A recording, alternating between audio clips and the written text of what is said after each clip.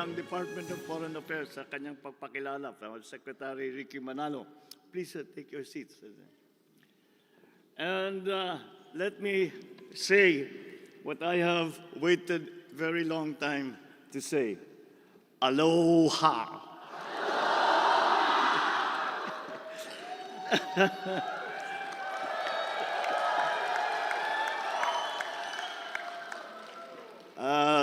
Alam niyo po, as I'm sure that they have told you, we have just come from San Francisco and Los Angeles. San Francisco, we attended the APEC conference.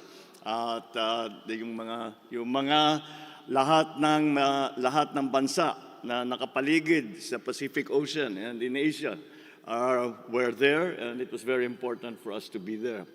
But on the way back, I was told, they said, we can fly directly from San Francisco to Manila.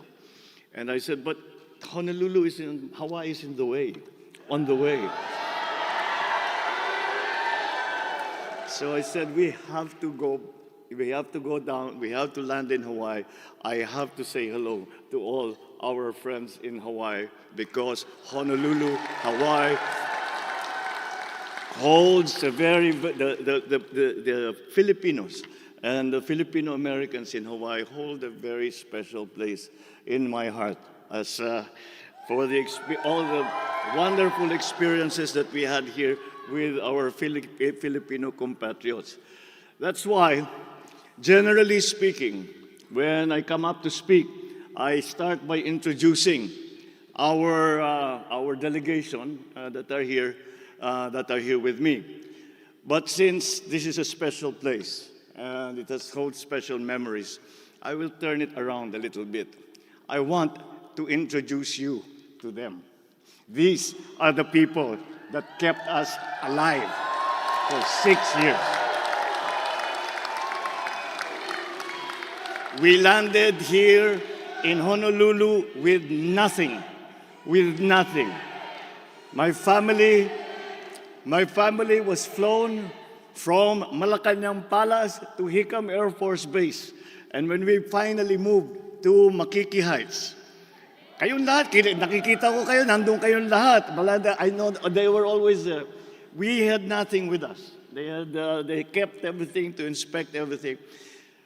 These are the people who kept body and soul together of the Marcos family.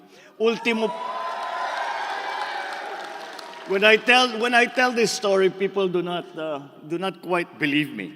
But I tell them, you do not realize how close we became and how kind and how generous the Filipinos, Americans in Hawaii were.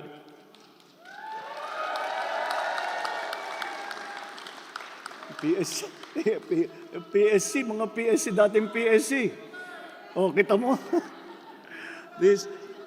These are your predecessors. Ito yung mga dating presidential security. Hindi, ito mga naiwan na dito. Ito yung mga sumama sa amin.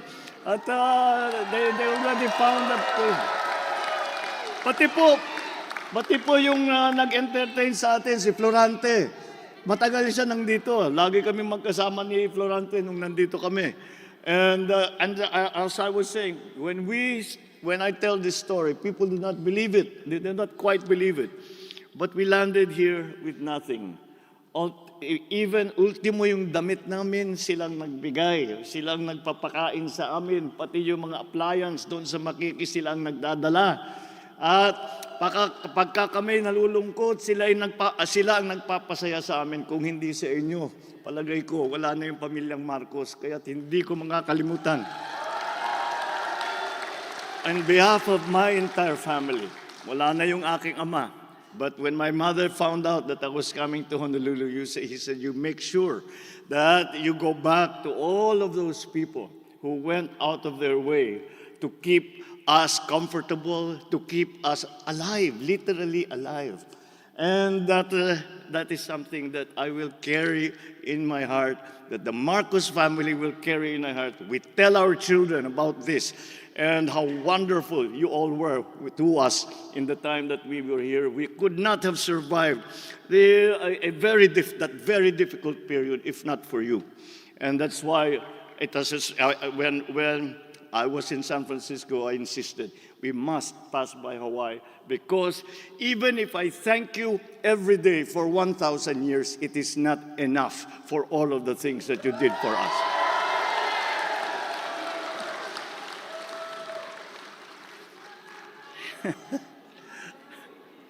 Naalala ko tuloy yung mga ano sa Makiki, kung ano yung mga ginagawa. These are the leaders of the Filipino community. Yung iba wala na. Si Manong Joe wala na.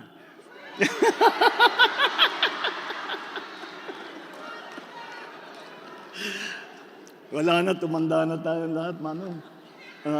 Naka-wheelchair na. But without you, siyang nauuna, siya talaga. Ang sabi sa akin, when I first arrived here, kausap ko si Uncle Coco, your father. And I said, bakit nandyan yung Jolaso? Sino ba yan? Sabi niya, nako, kung hindi lang pangalan mo Marcos, mas loyalista pa sa Marcos yan kaysa sa'yo. At yan ang mga tumutulong sa amin. These are the people who really were that we as a family, we as individuals, owe a debt of gratitude that we will never ever be able to pay. But now it's time to go back and introduce to you ang ating mga kasama dito sa delegation natin. Kasama po natin ang Speaker ng House of Representatives, Speaker Martin Romualdez. Andito rin po ang ating kalihim ng Department of Trade and Industry, Trade and Industry Secretary Fred Pascual. Kasama din po natin, at dahil meron tayong kaunting ugnayan dito sa militar ng US, habang kami nandito, kaya't nandito po ang NS chairman natin, Chairman Ed, where is Ed Anyo? Is here. Kasama din natin ang isang kilala ninyo, isang deputy speaker ng House of Representatives na tumutulong din sa atin dahil siya ay naging expert sa mga economic issues, at kaya napakahalaga na kasama siya dahil yun ang aming pinag-usapan dun sa APEC. Ang ating Deputy Speaker at Congressman Ralph Recto, who is sometimes referred to as Mr. Vilma Santos. Well, we heard from the Philippine Ambassador to the United States, Ambassador Babes Romualdez. Andito rin ang ating very important new department in the Philippine government, especially for the OFWs, for Filipinos who are living and working abroad. Ang ating pinakabagong departamento, ang Department of Migrant Workers, at kasama po natin si Undersecretary Patricia Yvonne Kaunan. Yan, pagka nagkakaproblema, kaya't gumawa na po tayo ng isang department para lang sa mga OFW dahil sa napakahalaga, the importance that we put to what the contributions are of our countrymen to the Philippines. Because many times we think that the OFWs are only here to work for their families, to help their families. Well, that is true. And maybe that is one of the original motivations. But in the process of you helping your families, you also help your communities. And that is why we created the Department of Migrant Workers, so that we can be sure na lahat ng inyong pangangailangan, pagka kayo ay lahat ng maitutulong ng pamahalaan Pilipino ay ating gagawin, dahil napakahalaga ang inyong kontribusyon sa ating bansa. Kasama din natin dito is the Armed Forces Chief of Staff General Romy Browner Jr. And ito, hindi na kailangan ipakilala dahil kasama ninyo lagi our Consul General to Hawaii, Emil Fernandez. At hindi ko makukumpleto ang aking pagpakilala kung hindi ko naman ipakilala ang aking may bahay, our First Lady Lisa Araneta Marcos. All the fellow workers that are with us, my fellow workers in government, ladies and gentlemen, naimbag nga rabi, good evening po sa inyong lahat. So thank you once again for the very enthusiastic welcome. The First Lady and I and the esteemed members of my delegation are delighted to be back here in the Hawaii, in these islands, which many describe as a paradise. After my attendance of the APEC leaders meeting in San Francisco earlier this week, I made sure, as I said, I made sure that we come to Hawaii so that I could spend a little time reminiscing with all our friends here and perhaps go around and look at the places where we used to spend time in the time that we were here. And many of you, we have all noted, many of you are also from, beforehand, started as all from the north, mga Ilocano. Nagaduti Ilocano dito. So, and that is why we have made it a point to come. Also, we have, I wanted to come because we have been watching in the Philippines. Pinapanood namin ang mga pangyayari sa Maui. At kawawa naman ang ating mga Pilipino na naging casualty. And so before I proceed, let us share a moment.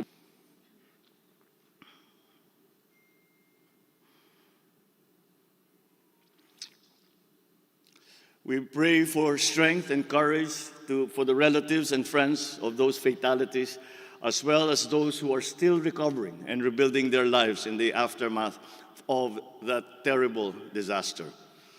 I truly appreciate seeing you all here to celebrate the close connection that the Philippines has with Hawaii. My wife Lisa and I bring the fond greetings of our family and the Filipinos back home. For over a century now, the Filipino presence here has become part and parcel of Hawaiian culture.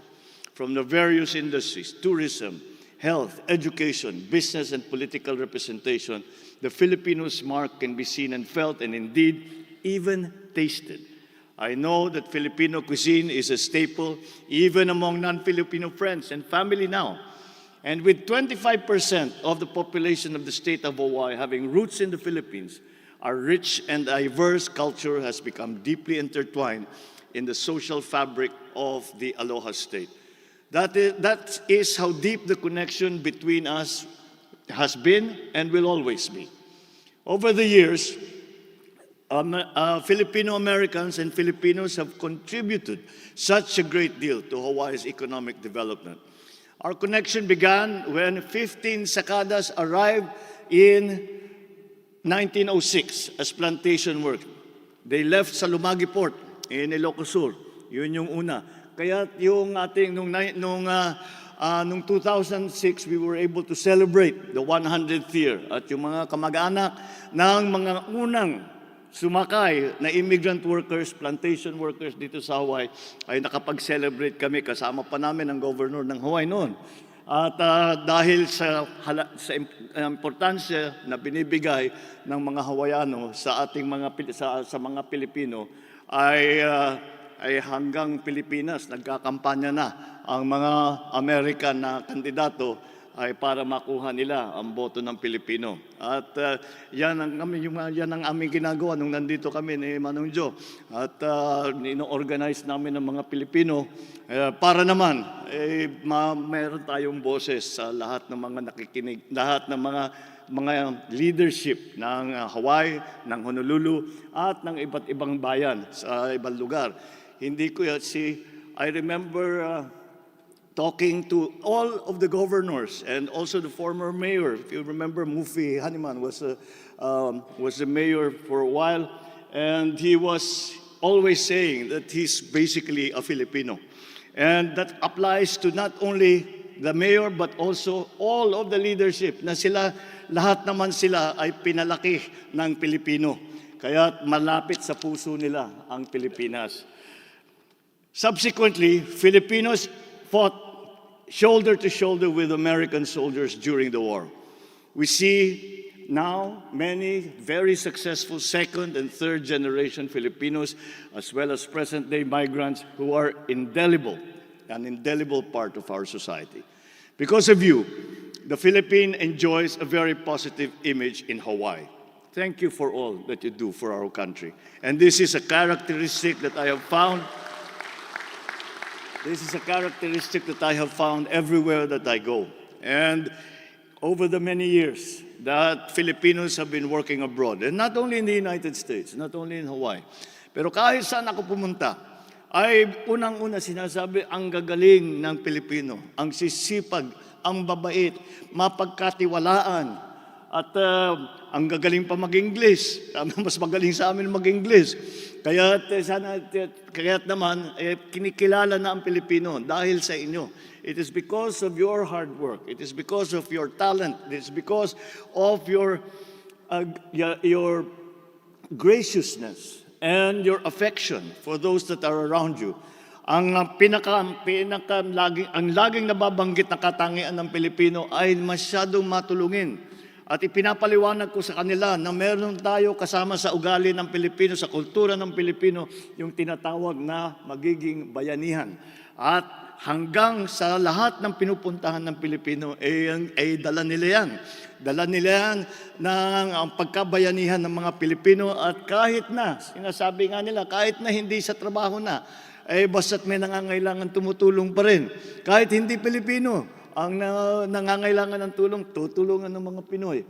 Kaya't naman mahal na kayo ng inyong mga kakilala dito, ang inyong mga katrabaho dito, at hindi lamang dito sa Hawaii, kundi sa buong mundo ay kinikilala na ang Pilipino na dahil sa maganda ninyong ipinapakita at kami naman sa Pilipinas ay pinapalakpakan namin kayo kahit malayo at pinapalakpakan namin kayo sa inyong napakagandang ibinibigay at dinudulot sa reputasyon ng Pilipinas.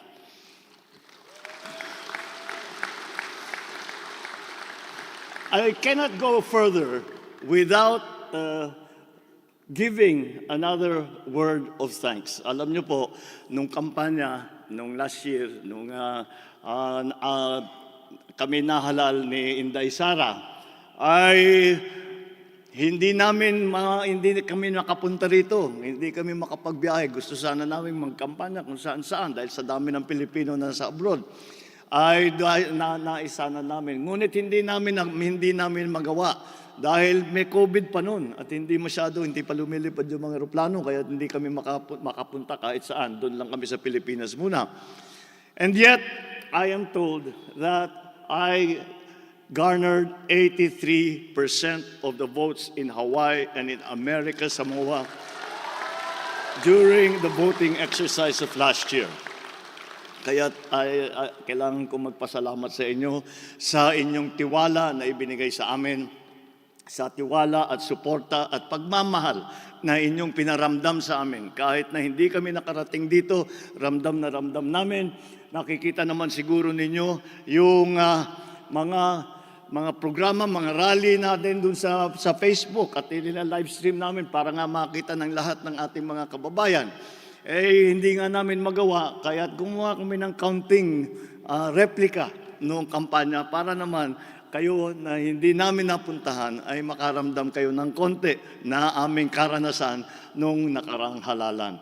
Even from the time of my father, you have been by our side in our quest to serve the country.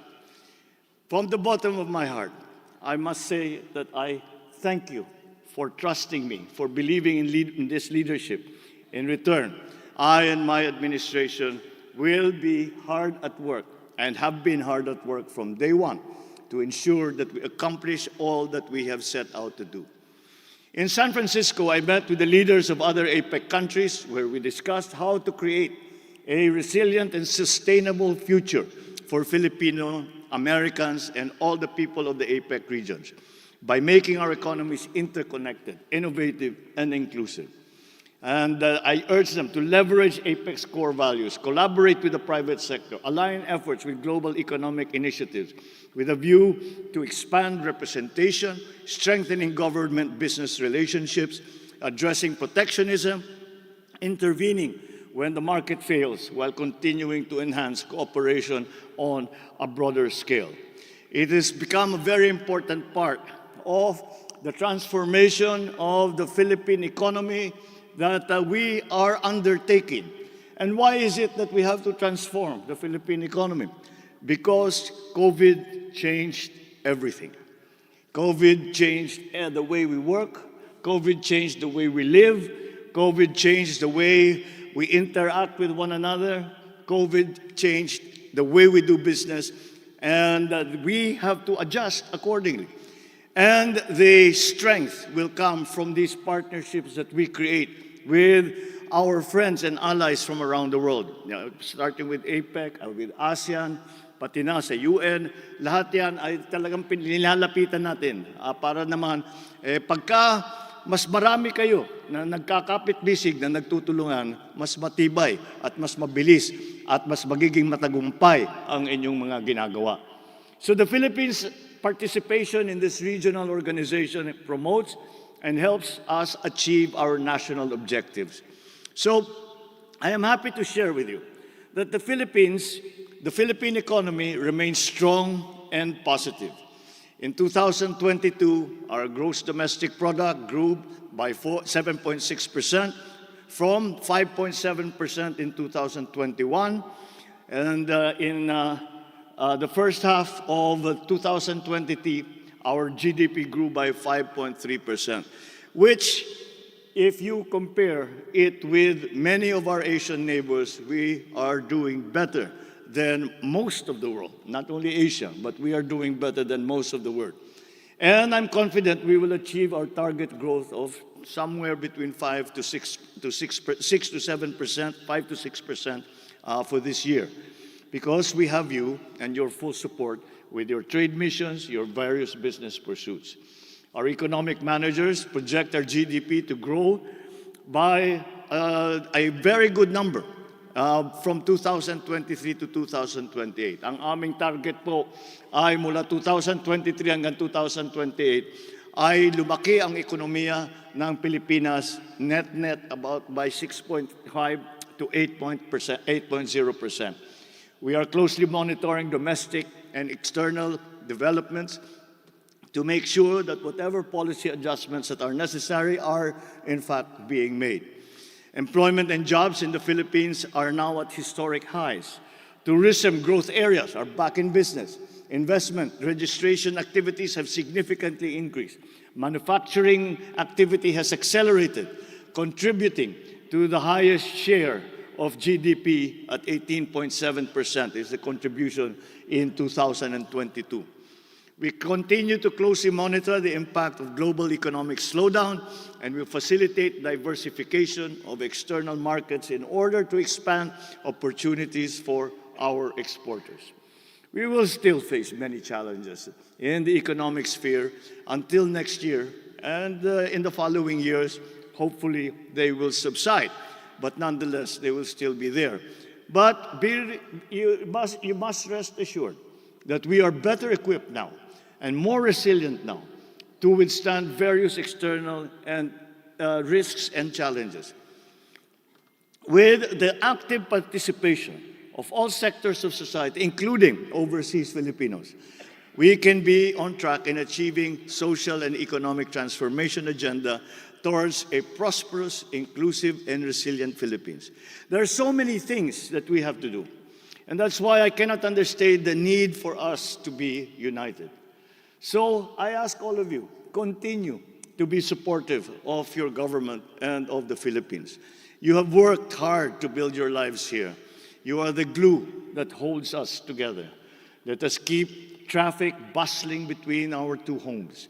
Let us continue working together towards building a stronger Philippine Republic. I count on your support. Maraming salamat po sa inyong lahat. Mabuhay ang Pilipino, mabuhay ang Pilipinas. Thank you very much. Mahalo. Ang Pangulo ng Republika ng Pilipinas, Ferdinand R. Marcos Jr. At ngayon naman po, iwagayway ang bandila at taas noong awitin ang Ako ay Pilipino. Ako ay Pilipino.